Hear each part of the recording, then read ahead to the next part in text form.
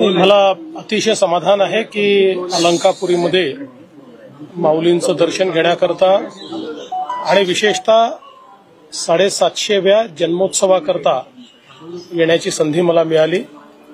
आपल्याला कल्पना आहे की ज्ञानेश्वर माऊलींनी आपल्या वारकरी संप्रदायाचा एक प्रकारे पायवा रचला आणि आपण असं मानतो की तुकाराम महाराजांनी त्याच्यावर कळस चढवला।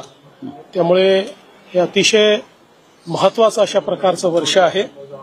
या सर्व आमच्या संतांचं सत्पुरुषांचं जे काही त्यांचे विचार आहेत ते समाजामध्ये रुजले पाहिजेत, कारण ते कालजयी अशा प्रकारचे विचार आहेत।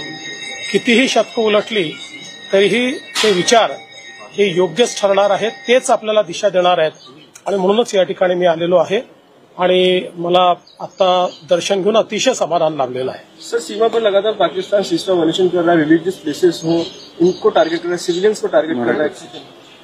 असं आहे की आपल्याला सगळ्यांना माहिती आहे पाकिस्तान एक आतंकवादी राष्ट्र आहे। त्यांनी आतंकवादाचंच नेहमी समर्थन केलं आहे, पण आता भारत थांबणार नाही।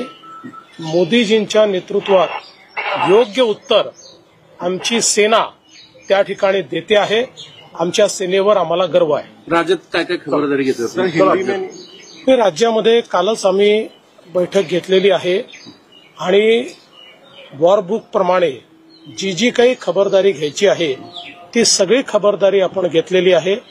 सर्व प्रकारचं कोऑर्डिनेशन, सर्व जिल्हा युनिट्सला योग्य प्रकारे इन्फॉर्मेशन आणि रिसोर्सेस देणं, या सगळ्या गोष्टी आपण केल्या। दोन्ही राष्ट्रवादी एकत्र येण्याचा निर्णय सुप्रिया सुळेंनी घ्यायचा आणि ताई मला माहित नाही सर। हे तुम्ही एकतर सुप्रिया त्यांना विचारा, आता अजित दादांना विचारा। दोघे आम्हाला बऱ्यापैकी असं भैया बेगानी शादी में अब्दुल्ला दिवाना का करता